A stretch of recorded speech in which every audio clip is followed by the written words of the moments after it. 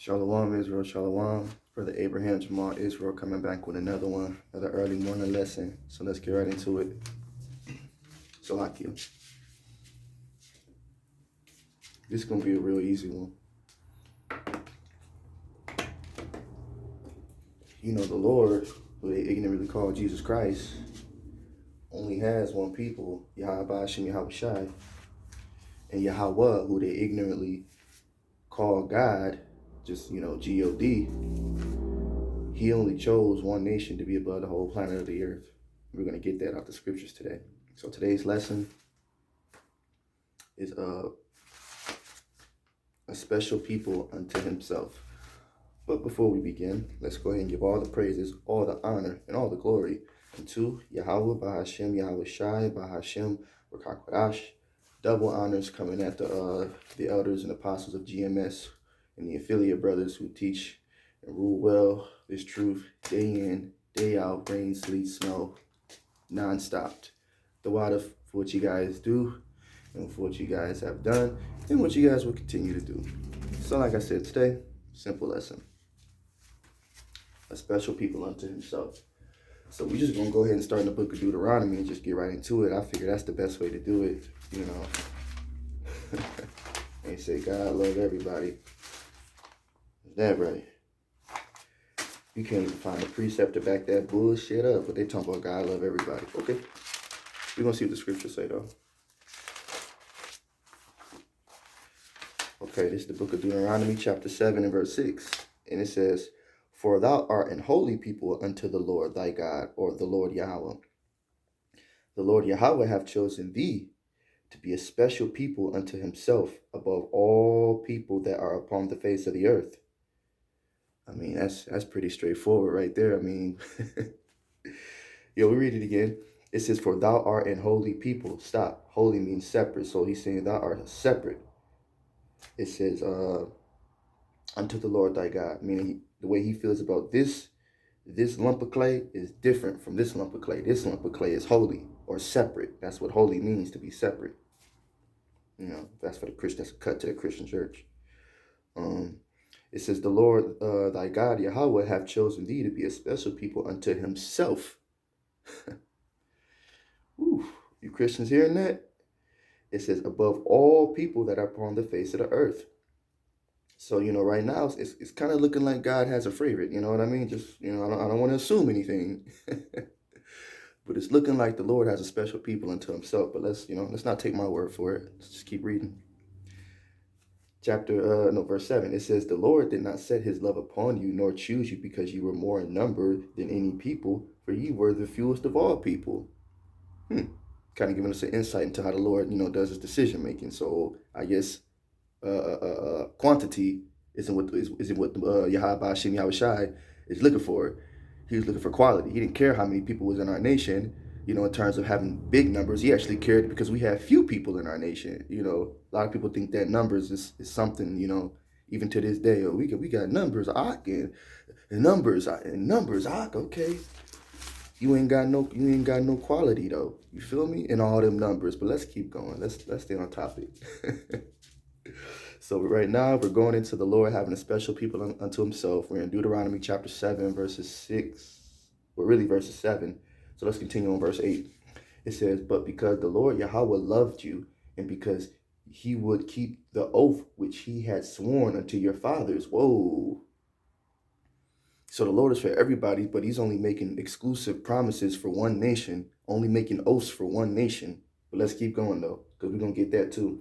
It said, "The Lord hath brought you out with a mighty hand and redeemed you out of the house of bondage," out of the house of bondage, "from the hand of Pharaoh, king of Egypt." Now, real quick, that was a heavy point. It said, because he would keep the oath which he has sworn unto your fathers. He didn't say all fathers. It said right here, your fathers. So he's making a clear distinction. But let's go ahead and get that oath. We're going to go right into the book of Hebrews. Because God loves everybody, right? He's for all people. He's for all nations, right? Let's go ahead and go to the book of Hebrews and see what that say. And we're going to see if the Christian church is correct, which they not, but I mean, I like the process, you know what I mean? I love the process, I love it. Shoot. 9:36. I just saw it. Boom, Hebrews. Y'all can turn with me if you could to chapter 6 and verses 13. And it goes into that oath or that promise, you know, something that you don't make with everybody. That's you niggas' problem. You think the Lord is for everybody. A lot of you motherfuckers out here be making promises to everybody and oaths to everybody. You know, so you think the Lord is like you, but the Bible says the Lord's thoughts are not our thoughts. His ways are not our ways. His ways are higher than ours because he dwells in heaven and we dwell down here on earth. You know, that's another cut to the Christian church or whoever it's for. But Hebrews chapter 6, verse 13. It says, for when Yahawah made a promise to Abraham, because he could swear by no greater, he swore by himself, saying, Salakia, surely blessings I will bless thee, and multiplying, let me just start that over again. Verse 14 from the top. It says, saying, surely blessing I will bless thee, and multiplying I will multiply thee. Verse 15, and it says, and so after he had patiently endured, he obtained the promise, talking about Abraham. But the main point of this, and sorry if I'm butchering it, but the main point of this precept is that when God made a promise to Abraham, he swore by himself, to himself, if you will, because there's nothing higher than the highest. So to show Abraham that he was serious, he made a promise to him, but not only did he swear, he swore to himself. He said, you know, what the Lord, what does it say in the Bible the Lord does? He raised his hands and said, surely as I live. You know what I mean? He raises his hand or his sword to the heavens. So that's basically what, you know, it's giving you a depiction, basically. You know, if you still follow, it's giving you a depiction of what happened. You know, Abraham receiving the blessing. You know, the Lord Yahawah, bahasham Yahawashi, you know, swearing by himself because he can swear to nothing higher because he is the ultimate power. Now, I'm not the smartest man, not the dumbest man either, but to swear by yourself or to yourself being the ultimate creator of the universe, that's pretty heavy. That's not something you do for every nation, you know. That's basically like the Lord saying, you know what, I'm going to do this for you, and I swear by myself that it's going to get done. Or I swear to myself it's going to get done. The Most High didn't do that for everybody. He only did that for the seed of Abraham. And that seed line is Abraham, Isaac, and Jacob, all the way down to the elect nation of Yasharallah to this day. So that was clear, cut, and dry, plain upon tables, man. We got Deuteronomy, we got Hebrews. Let's get another one. You know, backing up that the Lord does have a special people unto himself. But that bullshit with what they say, the Christian church said that the law is done away with and this, that, just everything, not just one thing, but all this shit they talking about that involves that inclusism or whatever that word is, inclusism, or I forget how you say it, but you know, they try to make everything inclusive is the point I'm trying to make, and that's not so. The scriptures are going to go into the point that I'm trying to make. I'm trying not to get ahead of myself, but you know, when the Spirit is flowing, it's flowing. But the Lord gave everybody their portion and their inheritance of land when he was creating the nations. And we're actually going to get that out the Bible because he gave everybody their gods. He gave everybody their portion of land. He gave everybody their culture, their heritage. This is all in the scriptures. This can all be proven. You don't have to sit there in a fucking Sunday church and be bored to death. If you actually open up the book, you probably would learn more than what the motherfucking pastor is trying to teach you or what he claims he's teaching you. But let's go to the book of Jeremiah because I don't want to give away the point. I really, really want to get it and drive it home.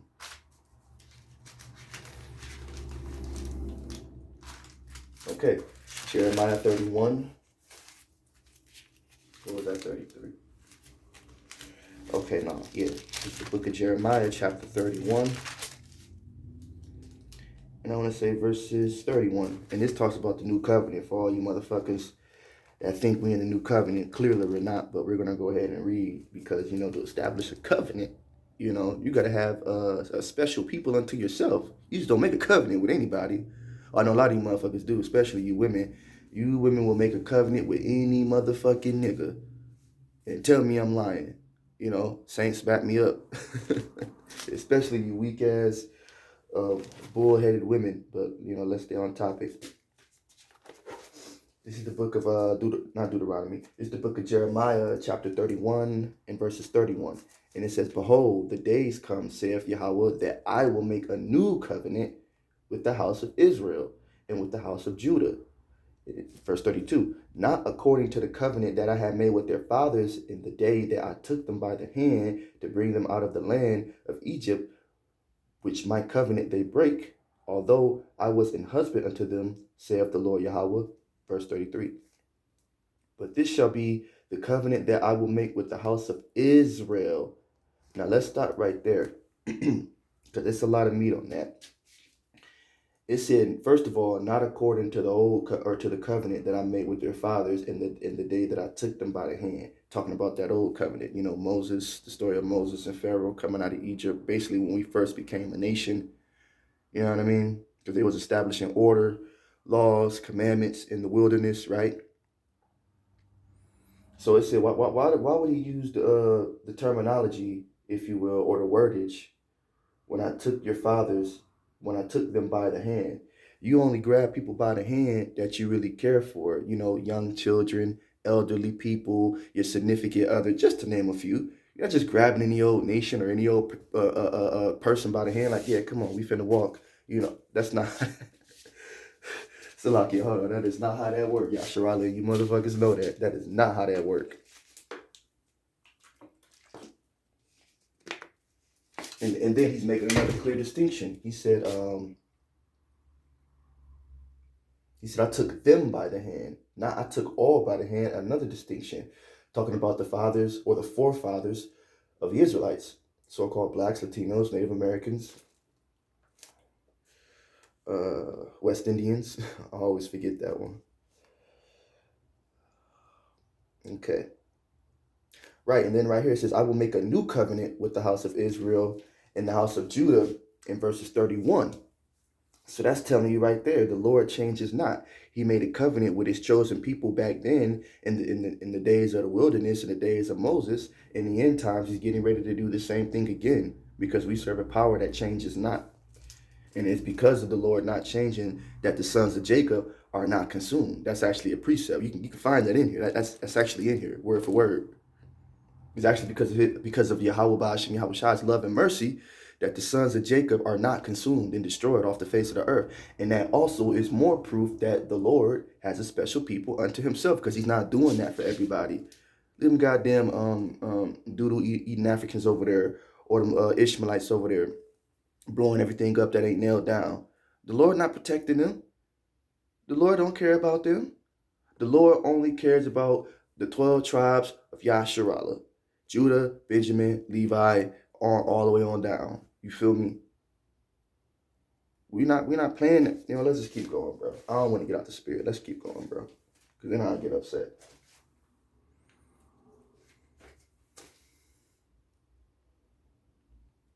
We're going to pick back up at verse 33. And we still in Jeremiah 2. It says, but this shall be the covenant that I will make with the house of Israel.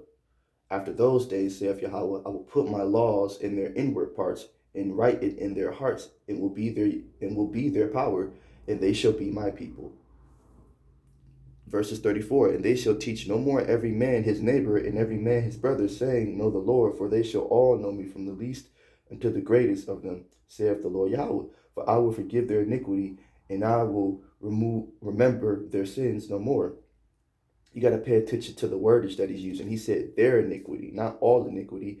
He said from the least of them to the greatest of them, making a clear distinction. He didn't say all, from the least of all to the greatest of all. He said them, a clear distinction between a group of people versus all the people on the planet Earth. I mean, this is actually quite simple when you think about it. But and just real quick, a quick slice.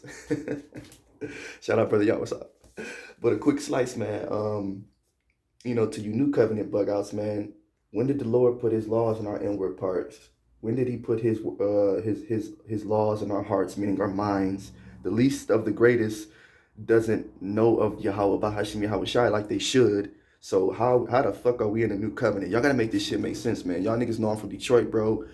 It's a realist type of city. You know what I mean? We we don't play none of that bullshit, the little bullshit games you niggas be on, bro. You gotta make this make sense to a Detroiter, bro. How the fuck it gives a clear description of what the hell the new covenant is gonna be like? And like I said, it's just a quick slice. But how the hell he gives a clear description of what the new covenant is gonna be like, and you niggas still think we in the new covenant? When the least to the greatest don't know of him like they should, when the laws aren't written in our inward parts all the way, and we damn sure not immortal. Now I woke up tired as hell this morning. Stop playing. Niggas talking about we in a new covenant, but that's just a quick slice. It's not about the new covenant bug outs. Let me make that clear. It's about Yahawah, bahasham, Yahawashi, having a special people unto himself. That's what this whole lesson is about. I had to get a quick one in. I'm sorry, y'all. Salakia. I'm sorry. You know. Now I can't promise that it's not gonna happen again. We may cut somebody else again, but it's gonna be a quick slice, I promise. But let's keep going. Is there any more meat on that bone? Hold on. Okay, yeah, it actually is. Yeah, okay. You know, for those that say the Lord did away with his people, right? You feel me? Let's keep going. We still in Jeremiah 31, chapter 31 and verses 35. It says, "Thus saith the Lord, which giveth the sun for a light by day, and the ordinance of the moon and of the stars for a light by night, which divideth the sea when the waves therefore roar. The Lord of hosts is his name." You know, giving more reverence to Yahweh, bahasham, Yahawashi. Verse 36, it says, "If those ordinances depart from me, or if those ordinances depart from before me, Salakia, saith the Lord, then the seed of Israel shall also cease from being a nation."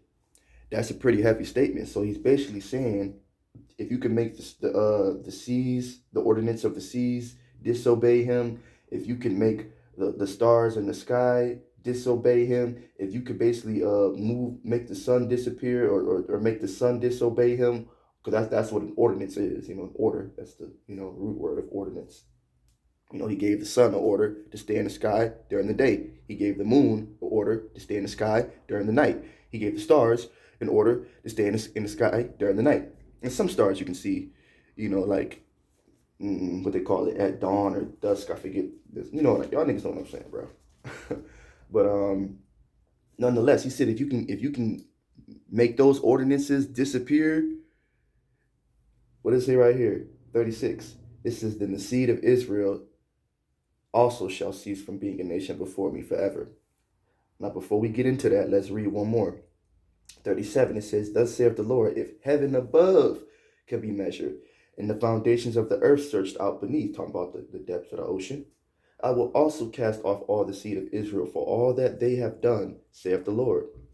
Now we're going to get into it. Now, in the streets, we would call that, like, nigga just being kind of like facetious, if you will, condescending. I don't use the word condescending, but basically, nigga, you being funny. Like, the Most High knows our limitations, talking about, the humans as a whole now. But mainly the one who's in charge are the heathen nations. Yeah, we know Esau, but all the heathens are up there with him. He's just the head honcho of all the heathens. But with that being said, he knows our limitations. He knows that none of us can search out the foundations of the heavens. Where would you start? Where would be the first measurement, the first inch, the first angle? And he damn sure know that you ain't finna go down there to that Mariana Trench and fuck around down there with that high pressure system they got going on down there. And you can't measure the with a let's not butcher it.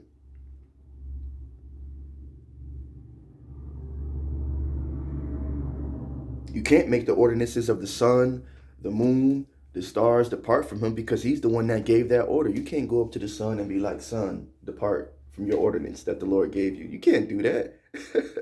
So the Lord was actually kind of being funny. Basically what he's saying, he's trying to say something indirectly without saying it, that the children of Yasharallah will never stop being my people, no matter how mad or how upset you niggas get. You got Israelites that are upset that God got a chosen people. So I'm talking about them too. It's not just the heathen nations. No, remember, God got to destroy 2/3 of his own because they just not right. So that one right there, that precept right there goes all around the table to heathens and to the 2/3 confused Negroes and Niggets that are mad because Yahawashi Yahawashi has a chosen people, right? Dumbass. See, the Lord got a sense of humor too.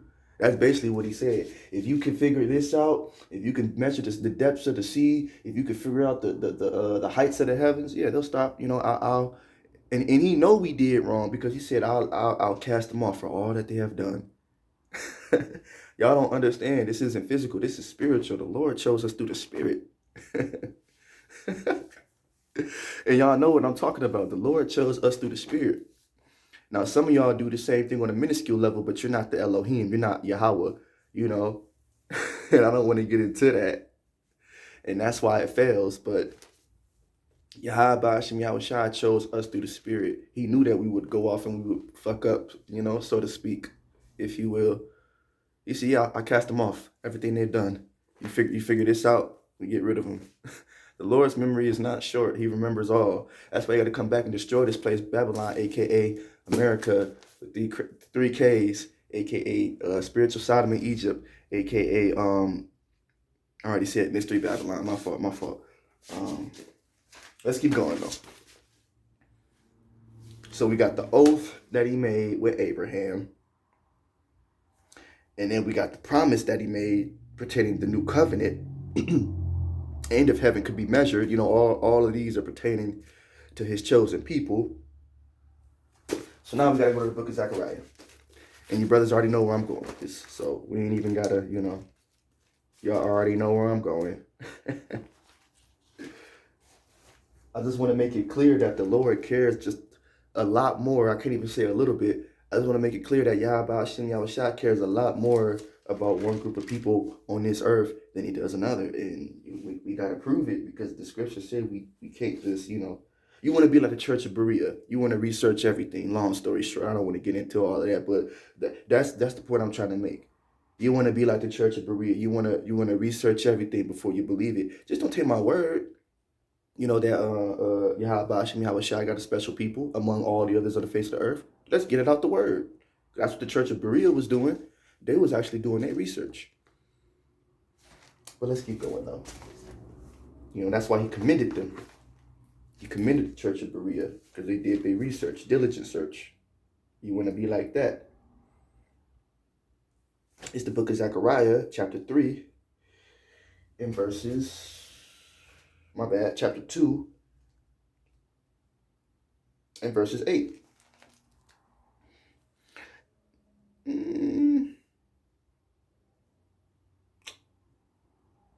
You know what? Let's start at verse 7 for context.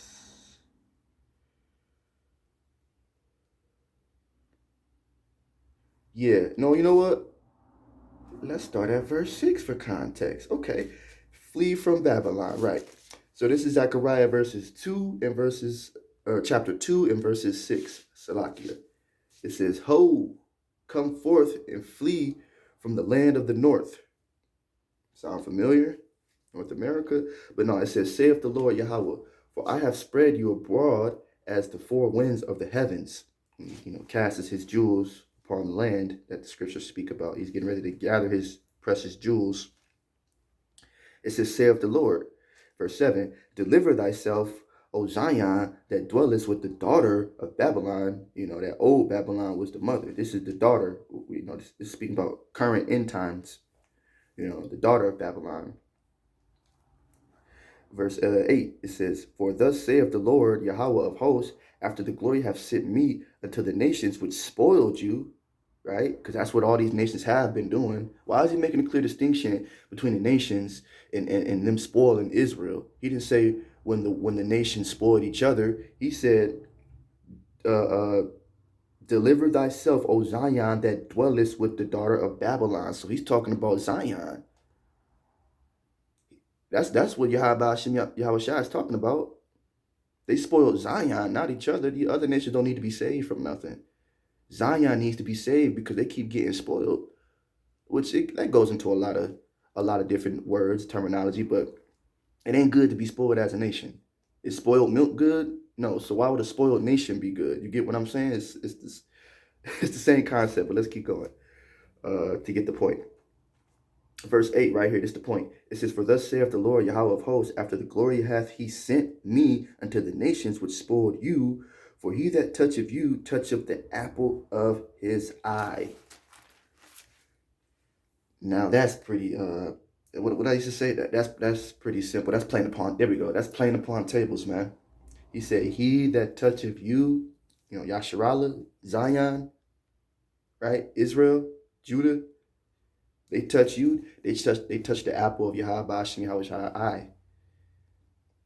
Now we done all heard it in love songs, we done heard it in books. We all heard the term the apple of one's eye, or the she's the apple of my eye, or that's the apple of my eye.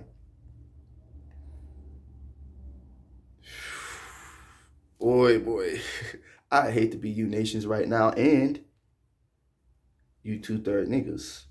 I'm not the I'm not neither. I'm not a heathen or a 2/3 Negro. You know what I mean? Because when you touch the apple of somebody's eye, man. Hey, look, Yahawashi gonna be coming back yelling and screaming, man. That's all I'm gonna say. He gonna be coming back yelling and screaming on straight nutty time, bro. Let's get this last precept, yo. We gonna go to the book of Deuteronomy again, but this time we gonna be in the latter chapters. Let's go to 32.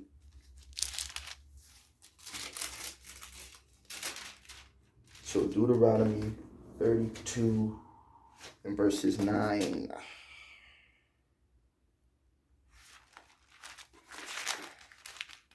They talking about God did away with the Israelites.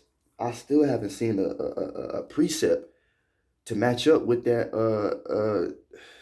I still haven't seen a precept to match up with what the hell these people saying. Y'all know my philosophy, bro. If you just show me and I can see it and I can read it, I believe it. But you can't show me where God said Israel is not my people anymore. But you can actually find a bunch of precepts backing up the fact that Yasharallah, aka Israel, will never stop being a people.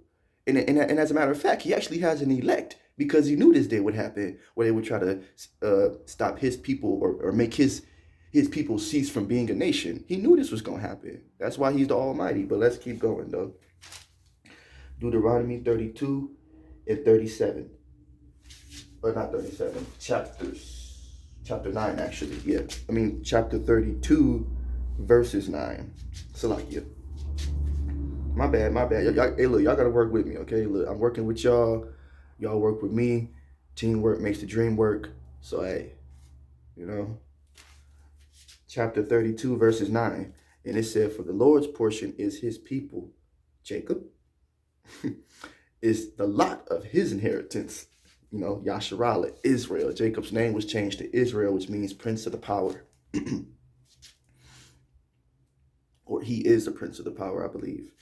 Verses 10. He found him in a desert land and in the waste hollowing wilderness. He led him about, he instructed him, he kept him as the apple of his eye. Going back into that apple of the eye again, but let's go back to the top real quick. It said, for the Lord's portion is his people, not all people, possessive, his, mine's, not yours. It's his people, Israel, Yasharallah, Jacob, all interchangeable, is the lot of his inheritance. You see, using more possessive words. For these English majors out there. And then 10 is just context, but it said he found him in a desert land and in the waste hollowing wilderness. He led him about, he instructed him, he kept him as the apple of his eye. Verse 11, as an eagle stirreth up her nest, fluttereth, as an eagle, Salakia, stirreth up her nest, fluttereth over her young, spreadeth abroad her wings, taketh them, beareth them on her wings. Verse 12. So the Lord alone did lead him, and there was no strange God with him. I mean, how do you really combat this? You know, this is plain upon tables.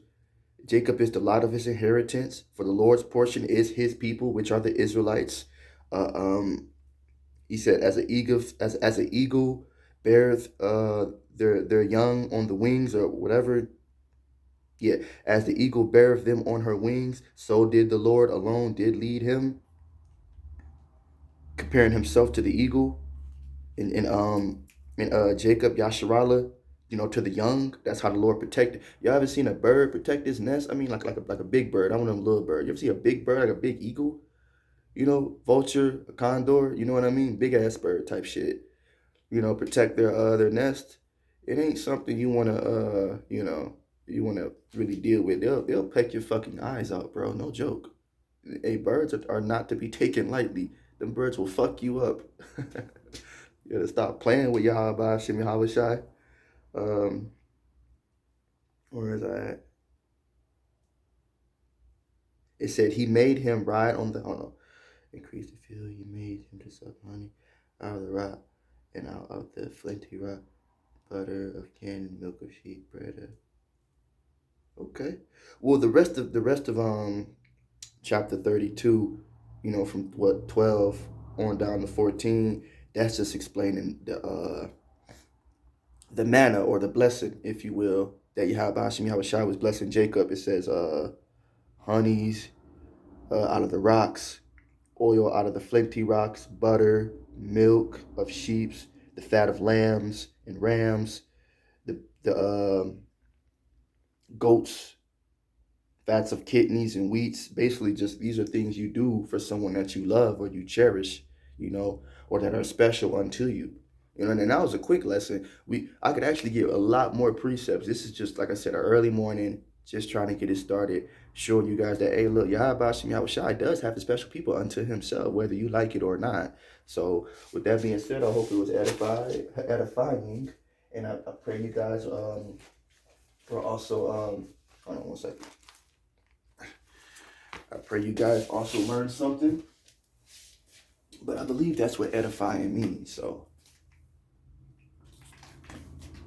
I pray you guys were edified and I pray you learned something. And if not, it's all right. You know, what's more important is that we endure to the end. You know, we run this race, we run our course. And that we keep doing what we got to do to make it, because at the end of the day, this is the Lord's show. This is the Lord's movie. You know what I mean? This is serious, man. It's high time. So with that being said, we'll go ahead and give all praises, honor, and glory to Yahawah, bahasham, Yahawashi, bahasham, א.ק.א. Double honors coming right back at the elders and the affiliate brothers of GMS again. The water to what you got for what you guys do, Salakia, continue to do and will do for this truth, day in, day out, rain, sleet, snow. Kwam Yasharal, my Judah. It was a pleasure and a blessing to be here with you guys this morning. I pray you guys were edified, like I said already, and if not, I'm sorry, but hey, we too late in the game. So if you ain't getting it at this point, man, hey, like I said in the last video, you might want to start praying to Yahawashi. But until next time, you guys take it easy, okay?